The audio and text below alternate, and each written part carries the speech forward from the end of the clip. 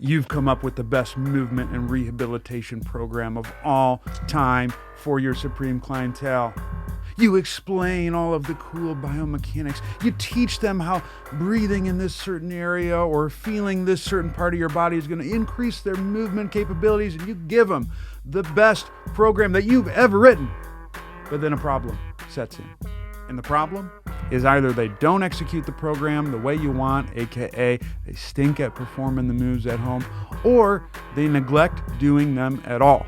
So what do you do then? Folks, there's not a breathing exercise that can fix those problems. But there are some solutions that I've found that it's worked for my supreme clientele to increase their adherence and compliance to the exercise program, as well as ensure that they are being successful with executing the moves and activities the way you want them to when they're not working with you directly. Hello, everybody. Zach Couples, physical therapist here, and today we're going to go over how to increase client compliance, as well as increase and improve their ability to execute home exercise programs. Because although the biomechanical piece is important, if your clients aren't executing the program the way you want them to or with the frequency you want them to, yes, that even happens in the cash pay setting, your program is going to fail. What I've done to solve this problem is create systems that do two things for me. One, they increase client accountability to me to make sure that they're staying consistent with the moves. And the second thing is finding ways to ensure that the clients understand what they need to be doing with their specific exercises, as well as making sure that they're able to execute the moves in the manner that I've prescribed when they're not working with me. I'm going to go over the steps on how I do that with you today. And to see how this works, folks, I'm going to take you through my entire communication sequence from the session all the way to the follow-up. Improving patient compliance as well as execution starts with the session itself. The first thing that I do is I minimize the number of moves or behavior changes needed to ensure client success. A lot of patients who come to see me have gone through the insurance route first. And the unfortunate thing with that particular business model is in order to stay afloat, they have to make it a bit more protocol driven, and they have to run the patients through a mill. And with a lot of these protocols, I'll ask my clients, I'll say, hey, why don't you go ahead and show me what you've been doing? And it'll be 6 to 12 exercises that takes them 30 to 45 minutes. Realistically, most people can't commit to that, and it's probably a bit of overkill. I think when you're choosing exercises, you can be much more specific and laser-like with your selection. Increasing your precision with exercise selection is something that I teach in my seminar, Human Matrix. So if you want to check that out, link in the description below to find out the dates. But to make sure that my clients can execute the program, I condense what I give them. At most, I'm going to give 1 to 3 moves. I'd say the average is 2. As well as maybe 1 behavior change that they need to execute. And that could be making sure that they get up from their computer more frequently. It could be walking a little bit more per day. It could be doing a few different environmental changes to how they're sleeping. Whatever it is that they need to be successful.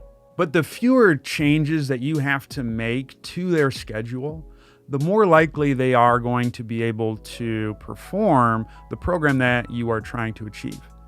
You can't make a huge overhaul in all of their habits that could be contributing to some of the problems that they're having. You want to find the minimal effective dose needed to ensure client success. How do you know you've found the minimal effective dose? I'm glad you asked. There's 2 things that I've utilized to ensure that I'm giving them an adequate amount of a stimulus to ensure rehab success. The first thing I do is I test and retest every intervention that I give my clients. If we do a move together and it leads to improvements movement-wise, then I know that that's likely going to drive the changes that I want. The second thing that I do is I ask the clients if it's something that they can reasonably execute. And I phrase this in a certain way to up my chances that they're going to have higher compliance. And the way I phrase it is this. I say, hey, so-and-so, I want you to do this move right here, X number of sets, X number of reps, twice a day. Here's the key word. Does that seem reasonable? And the reason why I like this phrase is because it's very difficult for people to tell you that you're being unreasonable unless you actually are. Because most people struggle with confrontation or difficult conversations.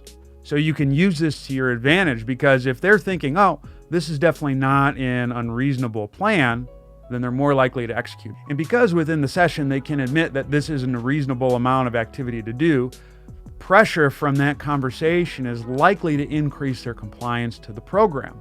And if by some chance they don't do the program, I can always come back to saying that. And I might just say, well, was the amount that I had given you unreasonable? And then that can provoke a deeper conversation about what hurdles or rate limiting steps might have been there that prevented them from performing the exercise program at home. If you feel a little uncomfortable utilizing that persuasive tactic, maybe I'm being unreasonable, you can also utilize motivational interviewing to see what likelihood that client feels they're able to execute the program. And so what that involves is you could simply say, here's what I recommend on a 1 to 10 scale, 1 being absolutely no confidence, 10 being confidence that I can do this yesterday. Where do you feel like you sit? And if you hit a 7 or above, chances are they're likely going to be able to execute the program. But what if they're less than a 7?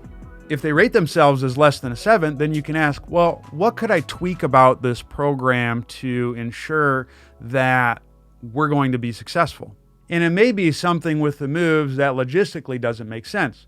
For example, if you give a move that is ground-based and that person has a difficult time getting up and down off the ground, there's a good chance that they're not going to be able to execute the program. You might be able to circumvent that specific instance by giving them a move that they can do on their bed or something in standing. Or maybe they don't have a piece of equipment that's needed to perform that exercise. Well, then in that case, you might have to give them a different move that goes after a similar adaptation. Either way, having that conversation increases investment from the client, which is ultimately going to help them execute the program to the frequency that you need. Now that we've set the stage within session in terms of how to increase accountability, how do we ensure that the clients are executing the exercises the way we want? Well, 1, condensing the program is going to help you a lot, because now there's fewer cues and concepts that your clients need to remember. But the second thing that I do to ensure that we increase their ability to execute within the session is I have them coach themselves through the moves. And so what this looks like in person is I'll take their phone and I will film them doing the exercise. And it's during that I go over the sets and reps, but then I have them talk through the steps. That way they have another way of thinking about the different cues and tactics that they need to be able to do to perform the exercise well. And the nice thing about this is they're going to put the exercise in terms that they understand. And so then they'll have cues that they'll remember to ensure their success. And you can use this in future sessions because they might describe a movement differently than you did. And so you can take the descriptors that they use to then build familiarity with other moves that you might give later. If you're working with someone remotely and you don't have access to their phone, what I'll do in this instance is I'll do a screen recording of my screen. I'll have them talk through the steps, and then I share that recording with them. And those are the tactics that I utilize within session to increase compliance, as well as making sure that they're executing the program well. But folks, things change once they leave the office. Sure, it's okay to be sting when you're working with them in session, watching every breath they take and every move they make, but it's a little creepy doing it outside of the clinic. So how do we bridge the gap? How do we ensure that our supreme clientele are staying accountable as well as performing the exercises the way we want them to? Well, we have to devise systems to be able to ensure that we have that open line of communication. Here's how I do that once the client leaves the office. The first thing that I do is I create some type of summary to send to my supreme clientele. If it's in person, just because unfortunately I don't always have time to write up a good fancy email, what I'll do is I'll write up a summary on the board and then I'll have them take a picture of it. And so that will entail, these are the steps that we're trying to go through. Here are the things I need you to focus on. Here are the things I need you to avoid. We go through that together. I have them snap a picture of it. That way they have access to it to be able to review when they leave. If it's someone who I'm working with remotely, I create a summary email. I'm going to show you what that looks like right here. And so what I do is I actually template this ahead of time, and I'll be typing up a lot of the important things as I'm working with my clients. So what I'll do is I'll go to options here, the 3 dots on Gmail, go to templates, and then I got one of my templates right here. And so it says session debrief wide. That's because there's a few different things I do for wide infrasternal angle people. You'll want to delete that part because, you don't want to call your clients wide, right? And so here's what this looks like. I got a little greeting, and then I summarize the session. And so here are the things that I hit. I first talk about the results from today's session, and what that looks like is it's like, hey, these are the things that improved. So we might say shoulder mobility is better. Toe touch was pain-free, as an example. That reminds them, hey, this is what happened. And that's going to help increase compliance because they'll see, oh, when I did this stuff, I felt better. I should probably do that more. Then I type in the current focus. And so these would be like some of the movement qualities that we're working on. Not like your focus is to increase your shoulder internal rotation. No, it's the things that they need to be able to execute. And that's why I have like being able to tuck without engaging your abs or making your exhale softer. And then from there, this is a new thing that I've added to this summary. I have the overall plan. And so I have like, these are the steps needed to complete each task. And so, or complete the rehab program. And so it might be like move with little tension. And then I might put like current focus right now. And then it might be improve upper back mobility to go overhead. And you want to talk about qualities, but you also want to talk about how it relates to the client. Because you might, be thinking, oh, well, if they can get posterior thorax expansion, things are going to go well. But that means piddly diddly to your supreme clientele. You got to tell them how each thing that you're focusing on is going to relate to them hitting their goals. And so it might be overhead pain-free. And then maybe that looks like lifting weights, and I keep it very client simple terms to increase strength needed to lift heavy boxes. I don't know. And then throw medicine balls quickly and pain-free to return to softball. And that, these are just completely random, but you kind of get the sequence, right? I start with something easy and then I progress the intensity over time, and I'm always relating it to whatever the goal is of the client. Once we have the overall plan in place, then we want to talk about, well, here's what you need to do. So I always talk about, hey, you might feel pretty good, but if you don't do the stuff regularly and consistently, the improvements are going to be fleeting. They won't last that long. This is key. We have to tell these folks that it is a skill that they are practicing. Increasing their available movement is a skill that they have to acquire. And the only way they can acquire that skill is through practice. And then I'll talk about this is how often I need them to do. And basically, this is something that I've discussed with them within the session, but I just want to reinforce it another way because, folks, here's what I've learned. You can tell people something one time, but that doesn't mean that it's going to stick. And this could be, hey, we have an open line of communication. Hey, I need you to get this done. Or, hey, you have to do this X amount of time. Or, hey, if you do this, then it's going to help us get this result. But people forget. People have lives. They don't remember every single detail of the conversation that you've had. So you continually have to reinforce the behaviors that you want. That could be telling them, hey, I need you to be able to do this X number of times a day. That could be, hey, I need you to feel comfortable having a conversation with me if things aren't heading in the right direction. And you'll have to reinforce that throughout the program. That's just the way people communicate. Most people are not good at communicating if there's any issues or if they're getting things done. You have to continue to tell your supreme clientele that it is safe to communicate with you, as well as that you have expectations on your end to ensure that they can be successful. And so these are the ways we increase compliance.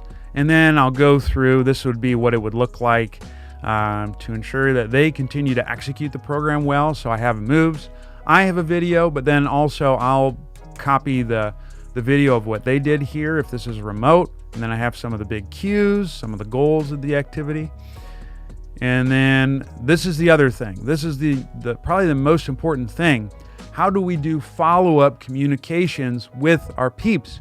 Because you can have the summary, but you also have to make sure that they're executing the plan when they're not under your immediate supervision. I try to create systems to circumvent that. Here's how I do that. First, I'm going to send them an email check-in 3 to 5 days after they've seen me. The reason why I wait 3 to 5 days is because it gives them a little bit of time to figure out the moves on their own. That's going to help increase their learning. Like, it's okay if they struggle a bit. You don't want to be a helicopter clinician. You want to help them increase their learning. And the way they do that is through trial and error. But I found that if you wait too long, then they might have developed bad movement habits, and then you got to try to fix that. And then the second thing that I do is I send another email check-in just to make sure things are trending in the right direction. And I do that somewhere around the halfway point between sessions. After that, I tell them when their next appointment is.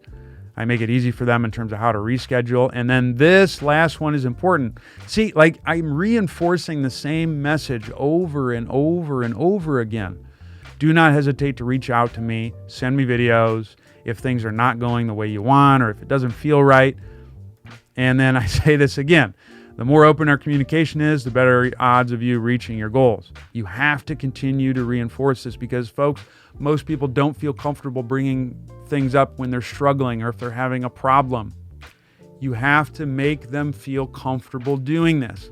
And so the more you can say that, the more comfortable and the more likely they are to bring up issues when they arise. I send this email immediately. And then you're probably wondering, well, Zach, what do you do for these follow-ups? Well, I'll show you what that looks like next. And so what I do is I go to my templates. I go to my form check email right here, and I just type that in. Boom. It's really quick. Hey, Mason, you got videos of your moves? How are things going? Talk to you soon. It's just that quick. And so then what I do then is I have this app that I use called Right Inbox that allows me to, we'll just say Zach at ZachCouples.com. What I do is I use Right Inbox. I already have the 5-day thing in there. Boom, I click that. It'll send to me in 5 days. But the nice thing too is if you don't have that app, Google already has this built into place where you can schedule the send ahead of time.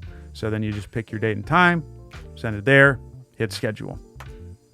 Now, if your client does not respond, the nice thing about Gmail is they have an auto population thing when you don't hear back from an email. And so if that happens, all I will do is I will type bump with a smiley face and send it again. And what that does is that bumps your email right up to the top of their inbox. You're more likely to get a reply in that circumstance. Once I've sent that form check email, I then go ahead and I send another check-in email and I populate that ahead of time. And so I'll show you what that template looks like. We go to check-in and it looks something like that. Hey, Joe, I heard you shot your home exercise program down. I don't say that to Joe, but I just say, hey, I just wanted to check in, see how you're doing, how things been. Do you need anything from me? Something very quick and dirty. I'll go to send later again. We'll send that to myself, Zach at ZachCouples.com. Boom. 2 weeks. Easy money. It's that quick. And again, same song and dance. If I don't hear from them, I'll just bump it. And then hopefully I hear from them in that instance. And the nice thing about sending those check-ins is when you get videos, which, I usually tell my clients either use Dropbox, Google Drive, or iCloud. But once you get that, you can then course correct just to see if there's any major problems. That could involve just giving them, typing up a few cues to think about. That could also involve if things are like really not looking good or it's hard to describe via text, filming yourself and then sending a video that way. Now you might be thinking, Zach, those are some pretty cool templates. Is there a way that you can share them with me? Why, yes, I've already thought of that. In fact, if you just type in your email in the description below, there will be a link to download those. I will send them for you free of charge because it saves me time. I want to save you time. That way you're more likely to execute this, if that seems reasonable. And that's what my sequence looks like to increase accountability for my clients and ensure that they're executing the home program the way I want them to.